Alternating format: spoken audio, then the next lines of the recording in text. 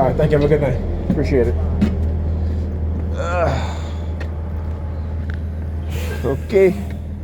Welcome back to a brand new video of the Targeted Individual Program, Targeted Individual Experience. So, this bus ride wasn't that bad. Of course, I didn't have anybody sitting in front of me.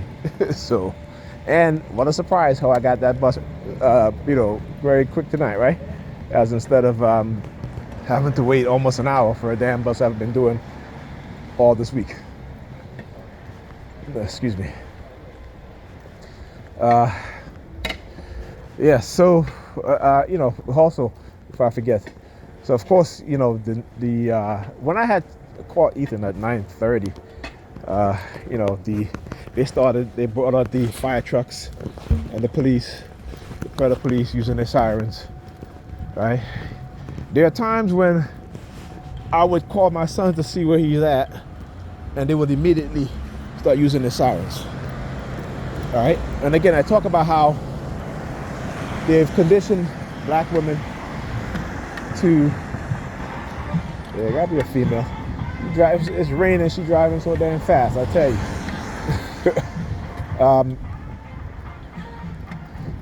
To again, not respect their fathers. Not respect their fathers. Right. And like I said, the interesting thing is, like I said, they can't say certain things about me when it comes to relationships I've been in, particularly with the mothers of my kids. Right, my oldest, 23-year-old, she ended our relationship,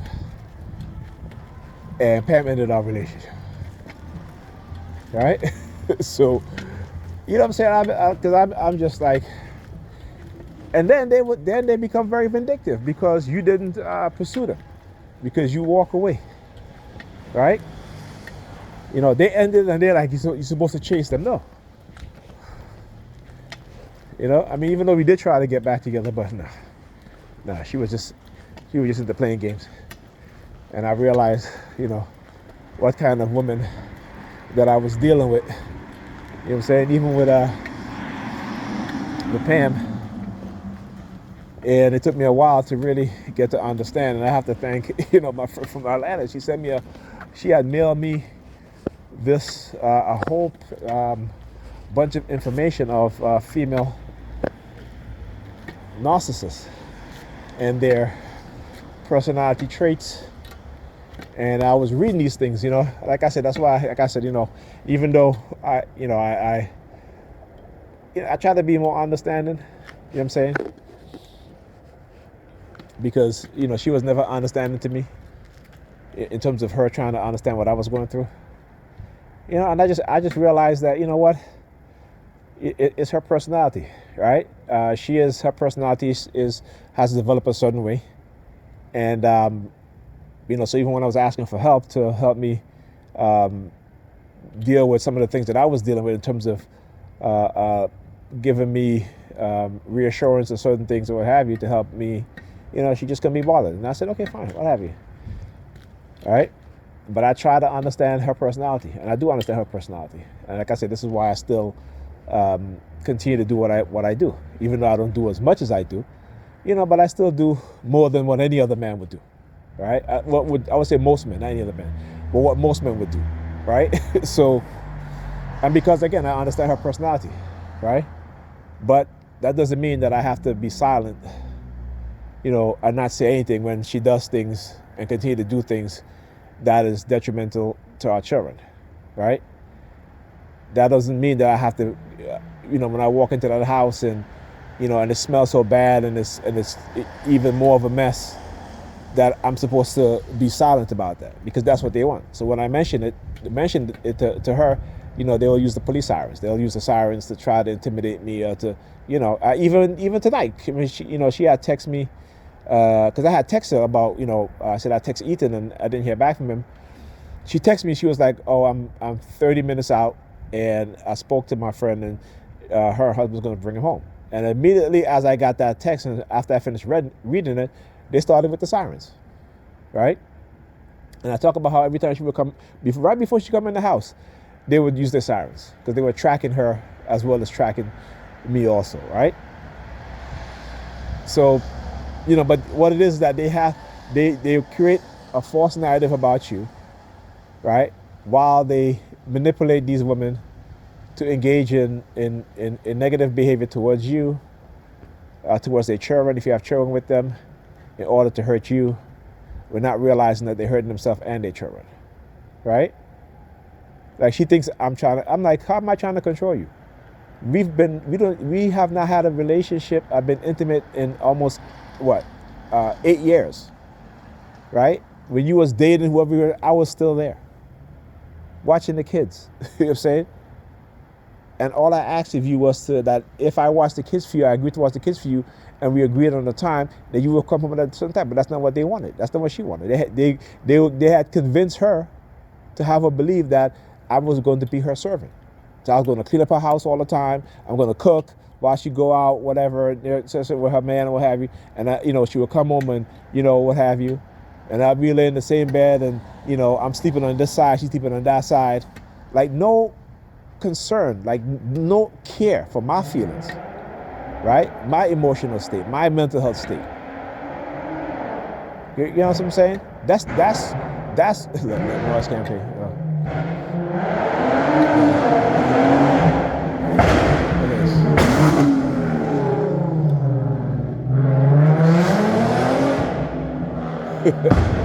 Look, you see, so when they want to engage in the sound of threats, they will send vehicles making that sort of loud noise.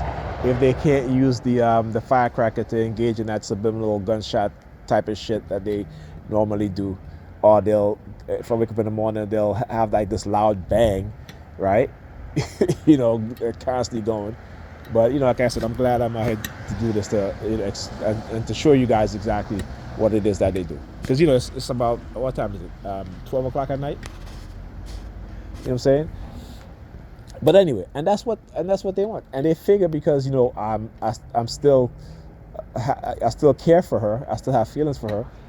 I mean, listen, we've known each other for what, over 15 years, right? Been together for quite 10 years, so about maybe 18 years. So 10 years, right? We've known each other. Okay, is it 10 years? No, 18 years. Is it? Ethan is 15, gonna be 16 this year. 17 years. 17 years.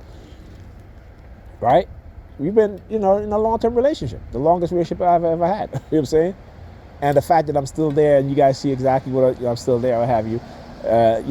Sometimes sleeping in the same bed or have you. Not intimate, sleeping in the same. You know what I'm saying? So it's not like you can just not have feelings. Maybe she does. You know what I'm saying? Because again, she's, her personality, right? She can compartmentalize, she can cut her feelings off, what have you. That's fine. I mean, I'm not interested in her in terms of having a relationship with her. We'll never do that. No, not her. She would need a lot of therapy, years of therapy, of psychotherapy, and she has to do the work, and she's not going to do that. She's not willing to do that because she thinks there's nothing wrong with her. Like I posted today, on Facebook, I said, like black women, they don't want to get therapy or get help because they're so conditioned into this delusional mindset that they're actually happy being the way they are, even though for the most part, the majority of them, they all have negative outcomes, negative life outcomes, and their children. But they're not taught to look at those things and to say, you know what, let me not engage in certain behavior. Let me try and, work on me. You know what I'm saying? Like I said, I took myself off the dating market because I'm in no position to date anybody. Right? But they keep trying to send me these honey traps. I'm like, why? I am constantly continuing to work on myself, but also expose what's being done because I want other people to learn and to see what it is that they're doing. Right? So if you're in a relationship and you're having issues in your relationship, both of y'all need to go get therapy. If you have children, you need to understand that, that your children are better off. Stop being so damn selfish. Work on your issues. But most women are the ones that file for divorce, right? You know what I'm saying? 70% of divorces are filed by women, right? And the vast majority of divorce is not because of domestic violence, because we know for a fact. Here's the thing: The reality is that women are the ones who initiate domestic violence. Women are the ones who put their hands on a man. You see that in same-sex relationship with women and same-sex marriage women. They have the highest rate of domestic violence, right? But yet, they all make it seem as if it's the man. Because why? Because they don't really care about men. And they feel that they can do whatever they want to do to men. And because they they're like, well, men are physically stronger, so if I hit you, if I kick you in the groin or have you, then you should not hit me back. You know what I'm saying? Yeah. And most men won't. But even when that man is walking away, they will run behind that man, they will attack him, they will tear his shirt off his back, they will scratch him, what have you. And, some men will just get angry and be like, like push them off. And then because of his strength, they might hit something, they might fall down. Next thing you know, they're calling the cops. Because they have learned how to use, they have been conditioned, I should say, how to use the police department and the police force, the predator police force, to punish those men. Okay? So like tonight, right before I left, actually, when she came in, I asked my daughter, I said, did you bathe last night? Because she fell asleep. She was like, no. I said, okay, you need to go. If you're not going to bathe, then you need to go right now, go in the bathroom, get a underwear, get a t-shirt, go and wash up. Wash your private parts, right? If you're not going to bathe, I understand it's Saturday, but you cannot not wash up. I can tell you're getting older, and you need to know that even if like on the weekend, you come on Friday, you don't bathe Friday, or have you Saturday, because kids they hate to bathe sometimes. Even though my daughter loves to bathe, she'll be in that bathtub for hours if you let her. Okay, but the fact is that, again, I keep telling her, you have to wash up. And Pam was like, why she doing all that? I said, because Pamela, she has to wash up. Okay? When you are here with them, I understand you don't care if she washes up or not, but I do. I do. She's a girl. She's a girl. Right? So she needs to practice good hygiene. Right? Very good hygiene. So I said to her, if you're not going to bathe, go and wash up. Right? Wash your private parts, wash underneath your arm. Okay? And that's it. But tomorrow you need to bathe. Okay? So during the school days, you bathe every night. If you don't bathe at night, you bathe in the morning before you go to school. You know what I'm saying? If you don't, on the weekend, I understand you come home, you're tired, have you might fall asleep. You're there Saturday. If your mother's not saying you to bathe, if you don't want to go to bed, then you go wash up. And on Sunday you bathe. And, like she couldn't understand that. Like she's not want to argue with me about that. And I'm just like, really? And then she was like, okay, yeah, okay, fine. You know what I'm saying? Like, like these are things you should be teaching your daughter. These are things that you should be teaching your daughter. So when I said to her, I said, when I talk about abandonment, this is what I'm talking about. When you're not teaching her what you should be teaching her as a mother. I don't mind teaching her those things. I'm the father. I don't mind teaching her those things, but what if she has issues down there? You know what I'm saying? She could have, if she's not bathing and washing herself properly, she can get yeast infections. You need to talk about these things. Don't wait until I bring it up for you to go talk to her.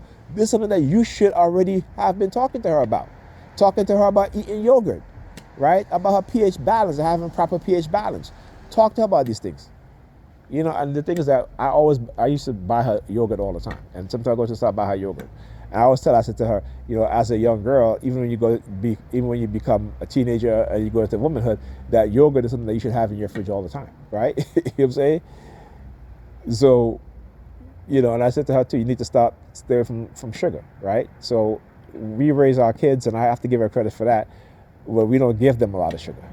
I'll put 1 teaspoon of sugar in her tea, and her brother. So I didn't raise, what I'm saying? Because again, these are things that, like I said, there's things that I give her credit for. And because again, like I tell her, I said, listen, because I may say something and try to correct you on something doesn't mean that I dislike you. The fact is that you just here to be corrected. I say, you correct me, I don't mind. I don't see anything, So when she corrects me, she's like, oh, now I'm correct. I'm like, okay, fine, that's fine. You're supposed to do that. But I can't correct you because you cannot be corrected, at least by me anyway. But I can tell. I said you have to understand how women are programmed, how you are programmed. You look at other women and listen to their stories, and if you're having similar stories, that means that something you're doing is wrong, because it's not just the man, right? It's something that you're doing, right? So you have to understand that you just can't put everything on the man, that you have to also accept some of the responsibility. But you also have to know that how we are being conditioned by external forces, right? So you got to be aware of that, because if you're not aware of that, how are you going to be self-correcting, right? You can't. And like I said, I would never totally blame you for 100% stuff that you do, because I know our upbringing has a lot to do with how we behave and how we act. But that's also because our parents was ignorant to a lot of things. So the things that were ignorant about, that we know today, we have to pass those things on to our children so they don't become ignorant. And again, that is, I can say, young people need older people. If we're not teaching our young people the right thing, right? How are they supposed to survive as young adults, particularly black men and black women, young black men and black women? How are they going to survive? And we can see what's happening today, because the elders have not done the job properly of teaching younger children or younger people the reality and the truth. And it's because they want it this way. They want it that way. They want us to not teach our young people anything, right? They want to have a society of black children and young black men and women highly ignorant, right? So they can be abused and used. And so we got to wake up and understand what's going on. All right? And they don't want leaders. They don't want, particularly male leaders. They do not want black male leaders. And that alone, as a black man, should make you want to raise children who are going to be leaders. All right? I can understand why the women don't want to raise them to be leaders, because they don't like male leaders. They have been conditioned to shy and run away from black male leadership. Right? So they, see these young women talk about, a straight man is a red flag, or, I need a man to speak to me softly. Men don't speak softly. Okay? When a man gets angry, he's going to raise his voice. Just as you as a female, when you get angry, you scream and you shout, you're cursing us and doing all this stuff. But yet when we raise our voice, all of a sudden, it's abuse. You know what I'm saying? So, again, we have to really start to, for those of us who understand and who know, don't let up. Keep speaking the truth. Keep exposing what's being done. I appreciate you. Know that you are appreciated. People may not show it, right? But you are appreciated, okay? And you are listened to. All right, thank you, and have a good night.